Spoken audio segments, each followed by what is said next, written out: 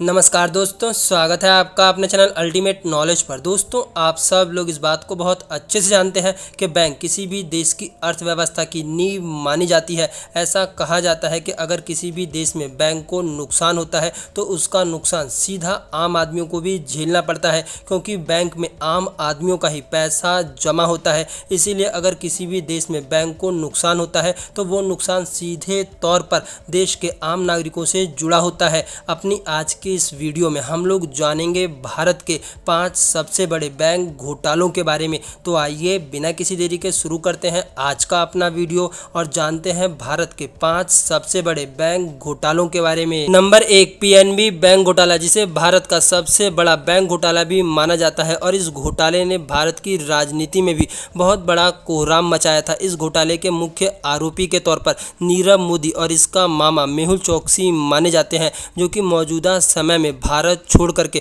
दूसरे देश भाग चुके हैं। हालांकि भारत एजेंसियां इन दोनों ही लोगों को भारत लाने की पूरी कोशिश कर रही हैं और इनको लेकर के अभी तक जांच जारी है। नंबर 2, विजय माल्या बैंक घोटाला। आप सब लोग विजय माल्या के बारे में तो बहुत अच्छे से जानते ही होंगे। विजय माल्या एक शराब कारोबारी है और विजय माल्या ने लगभग 13 बैंकों से करीब 9,432 करोड़ रुपए उधार लिए थे, जिनमें मुख्य तौर पर 1,600 करोड़ रुपए एसबीआई से, 800 करोड़ रुपए पीएनबी से, 650 करोड़ रुपए आईडीबीआई बैंक से और साथ ही साथ छोटे बड़े बैंकों से भी कई प्रकार की रकम उठाई थी। लेकिन विजय माल्या ने इन पैसों को चुकाया नहीं, बल्कि इन पैसों को चुकाने की बजाय देश छोड़ करके विदेश भाग गए। फिलहाल विजय माल्या लंदन में रह रहे हैं और भारत की जांच एजेंसियां विजय माल्या को भी भारत लाने की कोशिश कर रही है। लोग इन्हें विदेश में जहां कहीं भी देखते हैं, इन्हें देख करके चोर चोर चिल्लाने लगते हैं, जिस कारण से इन्हें कई प्रकार की मानसिक प्रताड़ना का भी सामना करना पड़ता है, जो कि अपने आप में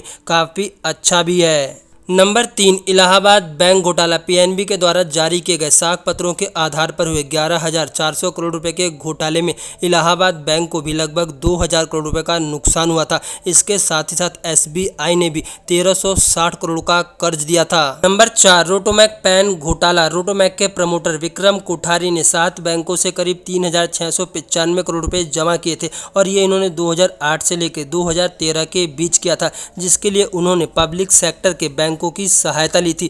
विदेशी खरीदारों और सप्लायर्स को पेमेंट करने के लिए इन्होंने फॉरेन लेटर्स ऑफ क्रेडिट का भी सहारा लिया था। पैसों का इस्तेमाल बायर्स और सप्लायर्स को चुकाने की बजाय इन्होंने इन सभी पैसों को रोटोमैक और उनकी सहायक कंपनियों में घुमा दिया था। नंबर 5, सहारा घोटाला। सहारा घोटाला भी आप में से बहुत से लोगों को अच्छे से याद ही होगा। 31 अगस्त साल 2012 को सुप्रीम कोर्ट ने सहारा कंपनी की 2 फाइनेंस स्कीम को पूरी तरह से गैर कानूनी ठहरा दिया था और कोर्ट ने कंपनी को इस बात का आदेश दिया था कि सभी रकम इंटरेस्ट के समेत इन्वेस्टर्स को लौटानी होगी। कंपनी ने छोटे छोटे इन्वेस्टर्स को बॉन्ड बेच करके अच्छी खासी रकम जमा करी थी। कंपनी ने कहा था कि 10 साल बाद फेस वैल्यू का लगभग 3 गुना फायदा मिलेगा। सेबी का कहना था कि सहारा ने लगभग 2.7 करोड़ लोगों से 27,000 करोड़ की रकम जुटाई है। कंपनी ने पहले इस बात का दावा किया था कि सभी पैसों को 63 शहरों में रियल एस्टेट के प्रोजेक्ट में लगाया गया है,